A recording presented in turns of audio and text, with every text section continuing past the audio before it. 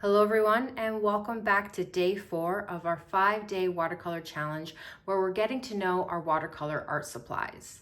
Just like in day 3 where we were doing mark making, I'm going to be using the same size and type of swatch cards for today's challenge, which is all about creating interesting textures. What I want you guys to do is look around your home, your office, and look for things that you think that might create interesting textures with watercolors. So what I'm going to be using is salt, which I found obviously in the kitchen, and then cling wrap as well.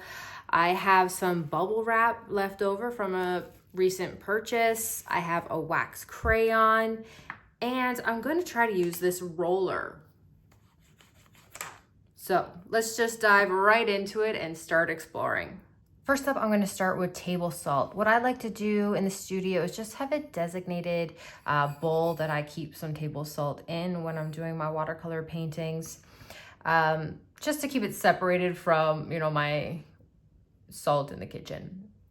So I'm going to just lay down some watercolor, and I'm using 2 different types of watercolor today for this. I want to just see what it's like when I'm using a smooth non-granulating paint along with a granulating one. So I'm using some of my French ultramarine, which we know from day 1 is a granulating. And then the pink is a mixture of a ruby red and some of my brilliant pink, which are smooth colors.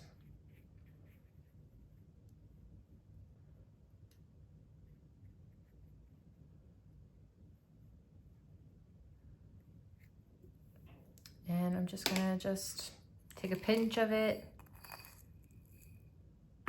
just sprinkle it on.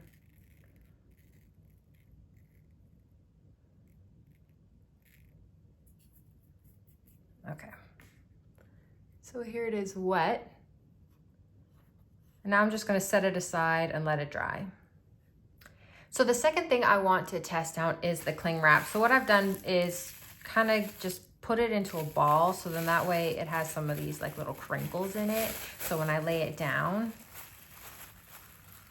it's gonna be interesting. So same thing as I did with the salt. I wanna see how these textures go when I put some, some water in here, and some ultramarine.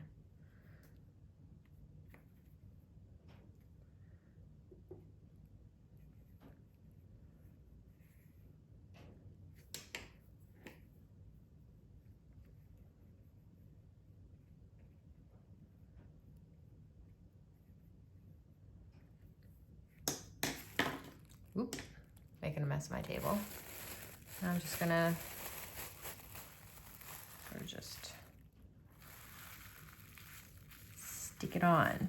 So when it's wet, you can already see that it's gonna create some interesting effects. So you just wanna squeeze it down. Okay, and so I'm gonna let this dry, and then we're gonna take the cling wrap off once it's dry. Now let's move on to the bubble wrap. And for that one, I'm going to hopefully not have a lot that have been popped, because let's face it, it's fun to pop them. It's very therapeutic. But down here, I have quite a few that haven't been popped on this portion of it. So I think it'll create some interesting texture. I'm hoping.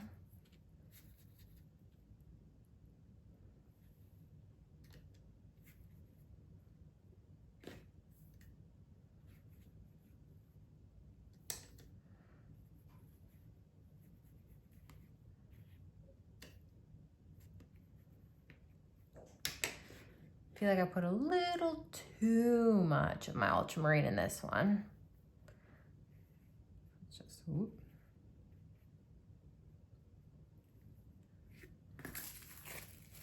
Okay.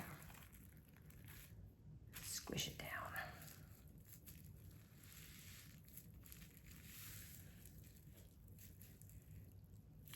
Okay, let's set this aside and let it dry. Up next is the ink roller. So technically this is used for doing, you know, lino art and rolling down thick acrylic and oil-based paint, not your typical thing to use with watercolors. But I haven't done that kind of art style in a really long time, and it felt like this item was just sitting there being unused. So I'm gonna try it with my watercolors. You never know. If you have an object similar to this at home, or you yourself have tried other types of art types and now have supplies and materials left over that you don't use because you found out that just wasn't your thing, try using them with your watercolors just to see. Maybe it'll be a fun way, a fun texture, a fun mark making tool. Who knows, you know?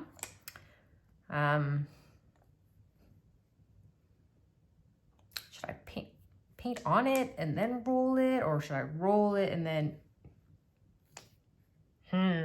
okay, I'm going to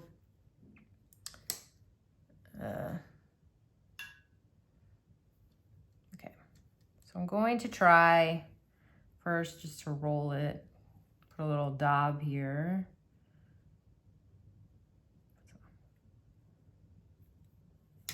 Paint there. I'm gonna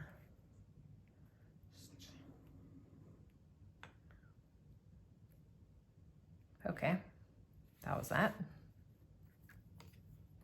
Now let's try to just put paint on it and see what happens.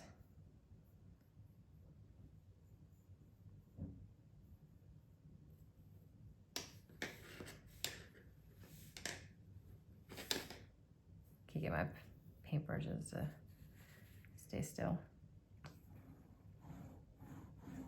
Ooh, I like that. Okay, let's wipe this off and try another color.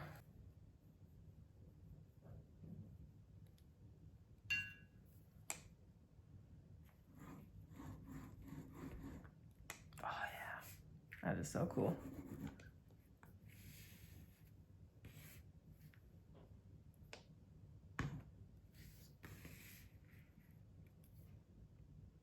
Yeah, so this creates some interesting appearances. Okay, I'm gonna let this dry. Next up, let's try the wax crayon. Now, I originally purchased this because I saw on a fellow YouTuber's channel how they were using a wax crayon to keep some areas white in their landscape paintings. And it seemed really cool, but I didn't really do it because when you do white onto white, it's hard to see it. But I think as a tool for creating texture and being more abstract with it, it's actually far more pleasurable to use because you can just be loose with the way you draw if you're doing it this way. If you don't have a white one, that's okay. But yeah, I think I have no idea. I moved my hand, but I don't know what this is gonna look like, right? So let's just reveal it, shall we? Using a white wax crayon is kind of like an alternative to using watercolor masking fluid. Masking fluid, you can lay it down, wait for it to dry, paint over it, and then peel it off and have the same kind of effect. So what's nice about this is that you can actually see kind of right away once you start laying your paint down what kind of shapes and lines you created. Okay, I'm setting this aside now for it to dry. The next two ones that I'm gonna test out is doing sea salt and then cling wrap again, but with a different type of watercolor paint. So sea salt is a harder grain, it's larger, so even when you grind it, it has a different texture to it. So it can create different effects. Now, I already have one made with sea salt, so I'm gonna show it to you guys. This one here was done on hot press paper, so it's a different type of paper. But don't worry, before we get into different paper types and their capabilities, don't worry. That is tomorrow's exploration, is trying to use our watercolor papers and just seeing the differences between what the options are out there. So as you can see, sea salt has a very larger grain and very interesting textures, but how does it perform when you're using something like the Ecoline? As we explored in day one, Ecoline is a different type of watercolor paint.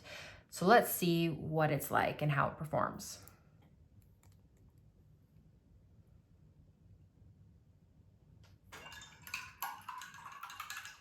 First up, I'm gonna clean a paintbrush though, just so I can move the paint around a little. And now I'm gonna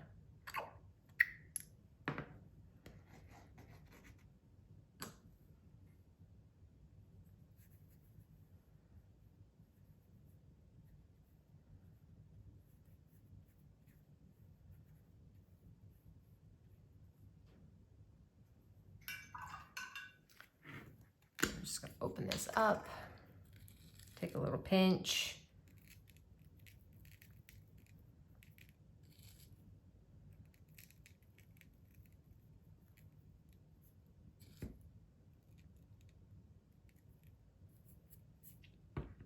And I'm gonna set this aside to dry.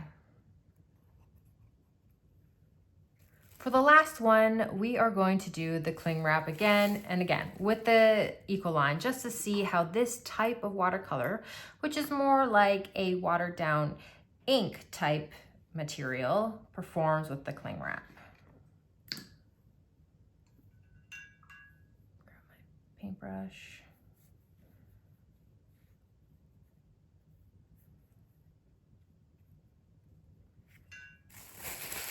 Ball this up.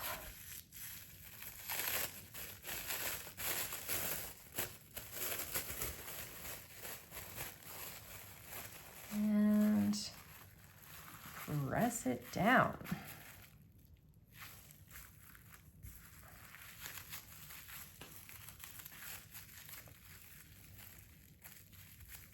Okay.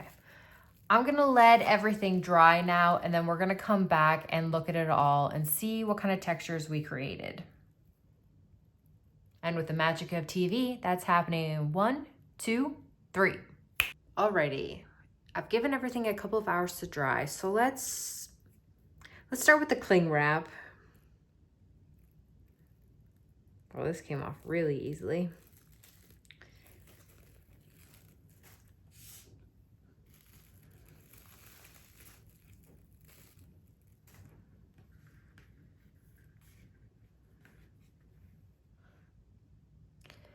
Alrighty, so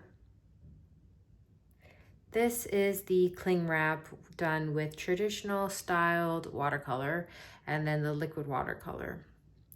I feel like it stuck better with this one, so you get some interesting texture here, where with my Ecoline, it didn't have the same stickage. So you have a different type of texture.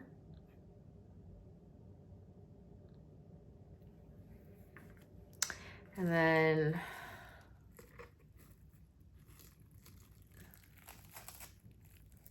bubble wrap.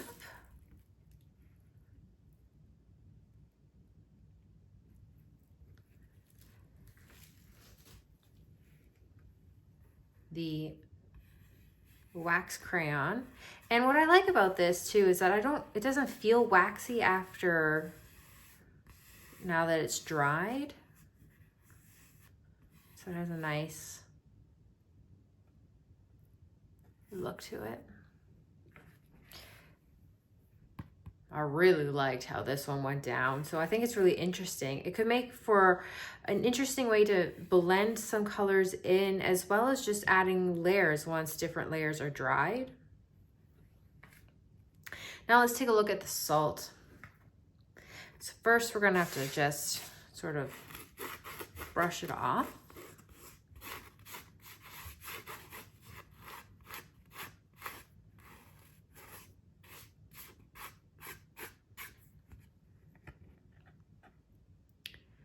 It's a lot more prominent in the granulating color.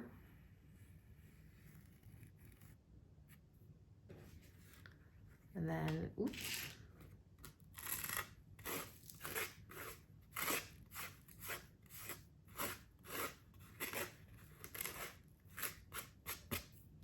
And then this one here is the sea salt with the Ecoline.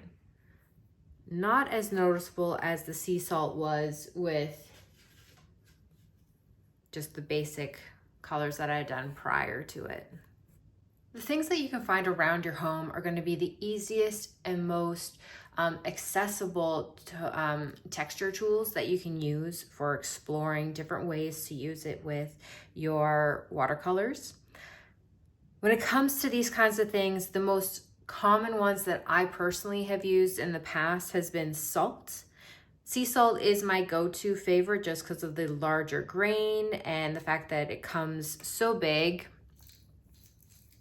And you have kind of options, you know, for how many you get in a container. And some of them come with little grinders in it, so you can have different shapes like that. And then you have your table salt option, which because it's such a finer salt, has a different texture to it. Well, I hope you guys had a lot of fun exploring all the things you had in your house and seeing the different kind of textures that you could create with your watercolors and everything you had on hand. Thank you so much for being a part of this 5-day watercolor challenge. If you have any comments or questions, please let me know. And I can't wait to see you guys on day 5 to explore different types of watercolor paper. And until next time, stay magical.